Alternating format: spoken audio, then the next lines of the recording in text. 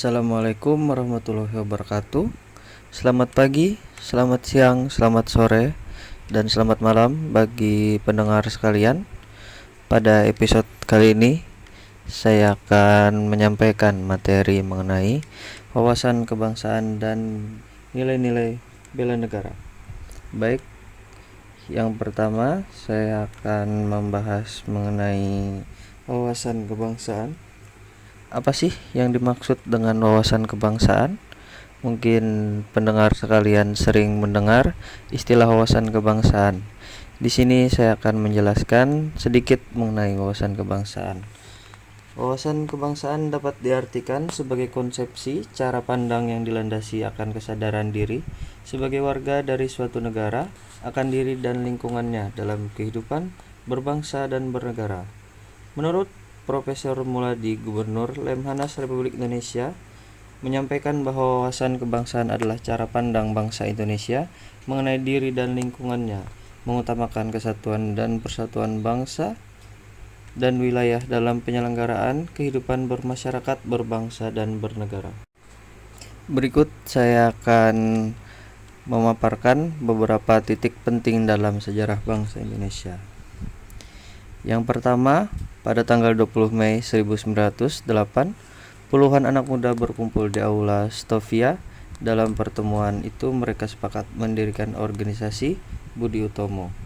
Yang kedua, ada Perhimpunan Indonesia atau disingkat menjadi PI, merupakan organisasi pergerakan nasional pertama yang menggunakan istilah Indonesia. Bahkan Perhimpunan Indonesia menjadi pelopor kemerdekaan bangsa Indonesia di kancah internasional. Perhimpunan Indonesia diprakarsai oleh Sultan Kasayangan dan R.N. Notosuroto pada tanggal 25 Oktober 1908 di Leiden, Belanda. Yang ketiga, yaitu pada tanggal 30 April 1926 di Jakarta, diselenggarakan Kerapatan Besar Pemuda yang kemudian terkenal dengan nama Kongres Pemuda Pertama.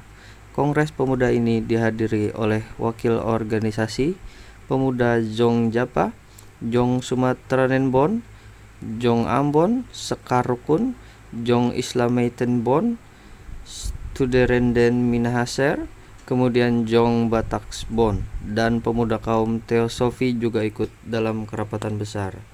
Yaitu yang keempat, pada tanggal 27 sampai 28 Oktober 1928, Kongres Pemuda kedua dilaksanakan.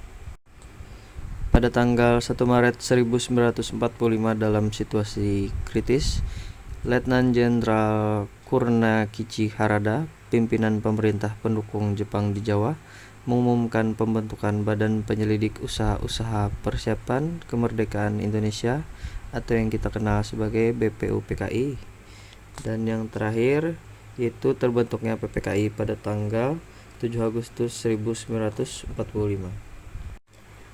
Adapun 4 konsensus dasar negara Indonesia, yaitu yang pertama Pancasila, yang kedua Undang-Undang Dasar 1945, yang ketiga yaitu Negara Kesatuan Republik Indonesia atau yang sering kita dengar dengan NKRI, dan yang terakhir Bhinneka Tunggal Ika. Pancasila sebagai ideologi negara menurut Yudi Latif, PhD. Setiap bangsa harus memiliki konsepsi dan konsensus bersama menyangkut hal-hal fundamental bagi keberlangsungan, keutuhan, dan kejayaan bangsa yang bersangkutan. Berikut saya akan membahas mengenai identitas nasional. Identitas nasional yang pertama yaitu bendera negara Kesatuan Republik Indonesia, yang selanjutnya disebut bendera negara adalah sang merah putih. Yang kedua yaitu bahasa Indonesia yang dinyatakan sebagai bahasa resmi negara dalam pasal 36 Undang-Undang Dasar Negara Kesatuan Republik Indonesia tahun 1945, bersumber dari bahasa yang diikirarkan dalam Sumpah Pemuda tanggal 28 Oktober 1928 sebagai bahasa persatuan yang dikembangkan sesuai dengan dinamika peradaban bangsa. Berikut yaitu lambang negara Kesatuan Republik Indonesia berbentuk Garuda Pancasila yang kepalanya menoleh lurus ke sebelah kanan, perisai berupa jantung yang digantung dengan rantai pada leher Garuda, dan semboyan Bhinneka Tunggal Ika ditulis di atas pita yang dicengkram oleh Garuda.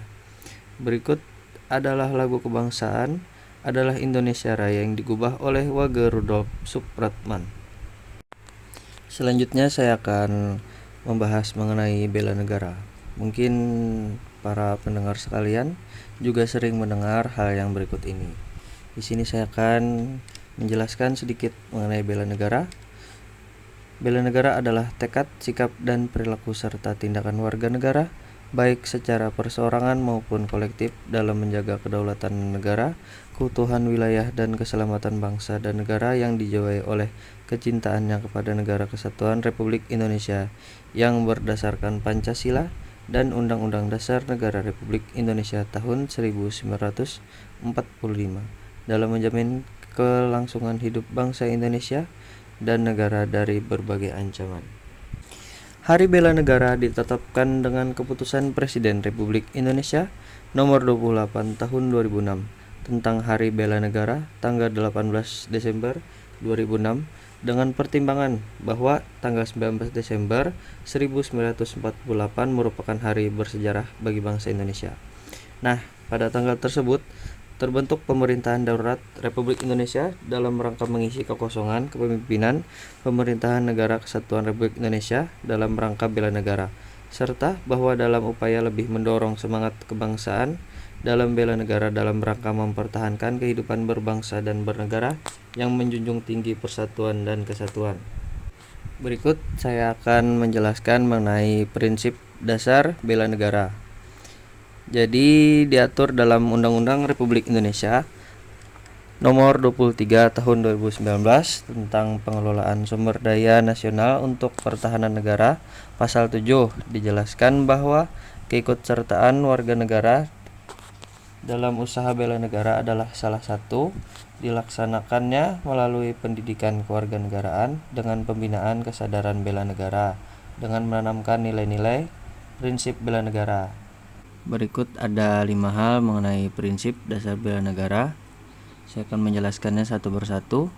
Yang pertama itu cinta tanah air.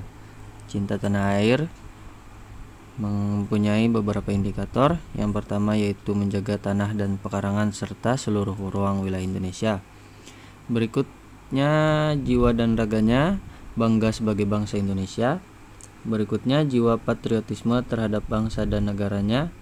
Berikut menjaga nama baik bangsa dan negara. Berikutnya memberikan kontribusi pada kemajuan bangsa dan negara. Dan yang terakhir bangga menggunakan hasil produk bangsa Indonesia. Nah, kamu para pendengar sekalian, apakah bangga menggunakan hasil produk bangsa Indonesia? Yang kedua yaitu kesadaran berbangsa dan bernegara, memiliki beberapa indikator, yaitu yang pertama berpartisipasi aktif dalam organisasi kemasyarakatan, profesi maupun politik. Yang kedua menjalankan hak dan kewajibannya sebagai warga negara dengan perundang-undangan yang berlaku. Berikutnya ikut serta dalam pemilihan umum. Nah, jangan golput ya. Yang keempat berpikir, bersikap dan berbuat yang terbaik bagi bangsa Indonesia. Dan yang terakhir berpartisipasi menjaga kedaulatan bangsa Indonesia. Yang ketiga yaitu setia pada Pancasila sebagai ideologi negara, memiliki beberapa indikator. Yang pertama yaitu paham nilai-nilai dalam Pancasila. Yang kedua mengamalkan nilai-nilai Pancasila dalam kehidupan sehari-hari. Yang ketiga menjadikan Pancasila sebagai pemersatu bangsa dan negara. Kemudian senantiasa mengembangkan nilai-nilai Pancasila. Dan yang terakhir yakin dan percaya bahwa Pancasila sebagai dasar negara. Berikutnya yaitu rela berkorban untuk bangsa dan negara, memiliki beberapa indikator. Yang pertama, bersedia mengorbankan waktu, tenaga dan pikirannya untuk kemajuan bangsa dan negara. Yang kedua, siap membela bangsa dan negara dari berbagai ancaman-ancaman. Yang ketiga, berpartisipasi aktif dalam pembangunan masyarakat, bangsa dan negara. Yang keempat, gemar membantu sesama warga negara yang sedang kesulitan. Yang kelima, yakin dan percaya bahwa pengorbanan untuk bangsa itu tidak sia-sia. Dan yang terakhir yaitu kemampuan awal bela negara, memiliki beberapa indikator. Yang pertama, memiliki kecerdasan emosional dan spiritual serta intelijensial. Yang kedua, senantiasa memelihara jiwa dan raga. Yang ketiga, senantiasa bersyukur dan berdoa atas kenikmatan yang telah diberikan Tuhan Yang Maha Esa. Yang keempat, gemar berolahraga. Dan yang terakhir, senantiasa menjaga kesehatannya. Apalagi sekarang dalam situasi seperti ini. Semoga para pendengar sekalian diberikan kesehatan. Amin. Berikut saya akan menjelaskan implementasi bela negara dalam nilai-nilai dasar sebagai ASN. Nah, di sini yang pertama yaitu memegang teguh ideologi Pancasila. Yang kedua, setia dan mempertahankan Undang-Undang Dasar Negara Republik Indonesia tahun 1945 serta pemerintahan yang sah. Kemudian mengabdi kepada negara dan rakyat Indonesia. Berikutnya, menjalankan tugas secara profesional dan tidak berpihak. Berikut, membuat keputusan berdasarkan prinsip keahlian. Berikutnya, menciptakan lingkungan kerja yang non-diskriminatif. Berikut, memelihara dan menjunjung tinggi standar etika yang luhur. Berikut, mempertanggungjawabkan tindakan dan kinerjanya kepada publik. Berikut, memiliki kemampuan dalam melaksanakan kebijakan dan program pemerintahan. Berikut, memberikan layanan kepada publik secara jujur, tanggap, cepat, tepat, akurat, berdaya guna, berhasil guna, dan santun. Berikutnya, mengutamakan kepemimpinan berkualitas tinggi. Berikut, menghargai komunikasi, konsultasi, dan kerjasama. Berikut, mengutamakan pencapaian hasil dan mendorong kinerja pegawai. Berikutnya, mendorong kesetaraan dalam pekerjaan. Dan yang terakhir, meningkatkan efektivitas sistem pemerintahan yang demokratis sebagai perangkat sistem karier. Sebagaimana fungsi ASN, yang pertama pelaksanaan kebijakan publik, yang kedua sebagai pelayan publik, dan yang terakhir perekat pemersatu bangsa. Cukup sekian pembawaan materi saya pada episode kali ini. Semoga membantu rekan-rekan sekalian yang sedang mendengarkan acara pada episode kali ini. Saya undur diri. Assalamualaikum warahmatullahi wabarakatuh.